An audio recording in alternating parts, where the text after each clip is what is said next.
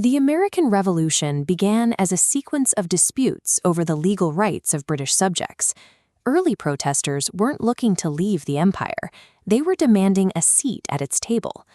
In 1763, Britain emerged from the 7 Years' War with a massive territorial haul in North America, but that victory came with a bill.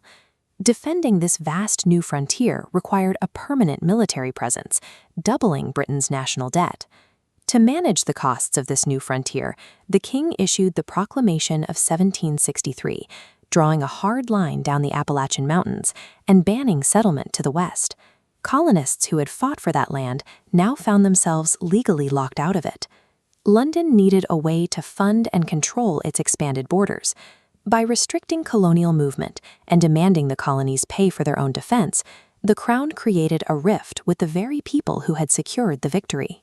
In 1765, Parliament passed the Stamp Act, a direct tax requiring a government stamp on everything from newspapers to legal contracts.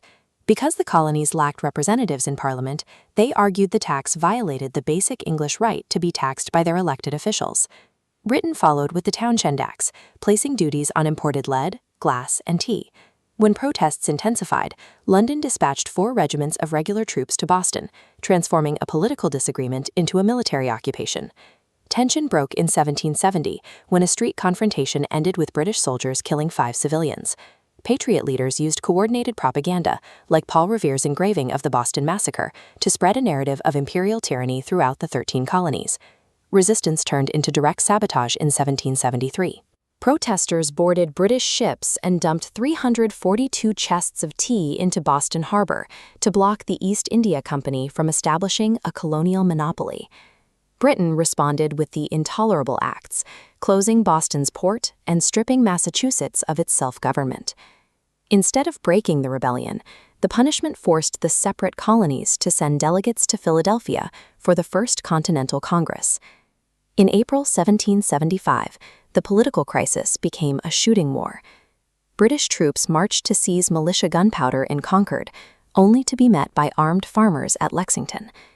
By the time the British retreated to Boston, the path to reconciliation was gone. The Second Continental Congress responded by adopting the militia outside Boston as a formal Continental Army. They selected George Washington to lead it, a move that ensured Virginia and the southern colonies were fully committed to a fight that had started in New England. At the Battle of Bunker Hill, American units inflicted over 1,000 casualties on the British.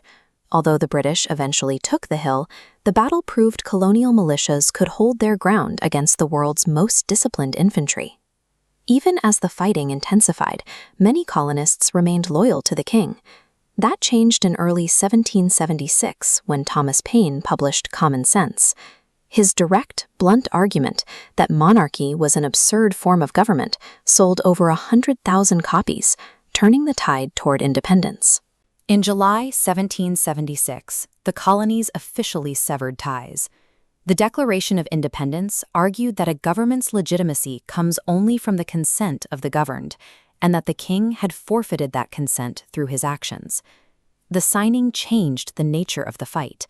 Every Continental soldier was now a legal rebel, committed to the total invention of a sovereign state. Survival was the first priority. After a crushing defeat in New York, Washington led a desperate winter crossing of the Delaware River to surprise a Hessian garrison at Trenton. The victory was small, but it provided the morale needed to keep the army from deserting. In 1777, the Americans achieved a strategic breakthrough. An entire British army under General Burgoyne was surrounded and forced to surrender at Saratoga, New York. The victory at Saratoga changed the world's perception of the war. It gave the French government the confidence to sign a formal military alliance with the United States, providing the money, ships, and troops the Americans lacked. France, Spain, and the Dutch Republic turned the rebellion into a multi-continental crisis. The British Navy was forced to defend its interests globally, from the Caribbean to India. This diverted resources away from North America, leaving British generals with less men and naval support. Washington's strategy focused on attrition. By keeping an army in the field, he forced London to sustain an expensive, multi-front war that became harder to justify every year. Britain shifted its attention to the south, hoping to find more loyalists. Instead, they found a brutal war of attrition. American commanders like Nathaniel Greene led the British on long chases through the countryside, wearing down their strength without fighting a single major battle. In 1781, the American and French armies coordinated a massive strike. As French ships blocked the Chesapeake Bay to prevent a British rescue, Washington's troops trapped General Cornwallis on the Yorktown Peninsula and forced a total surrender. Yorktown broke the British government's resolve. In 1783, the Treaty of Paris was signed, securing British recognition of the United States and granting the new nation territory reaching all the way to the Mississippi River. The victory was a result of geography, sheer persistence, and a global alliance that turned a colonial rebellion into an imperial nightmare for London. The Americans had successfully birthed a new republic based on the concepts of individual liberty and democratic representation. But that victory didn't extend to everyone. Enslaved people remained in chains, native nations were pushed further from their lands, and women were denied any formal voice in the new government.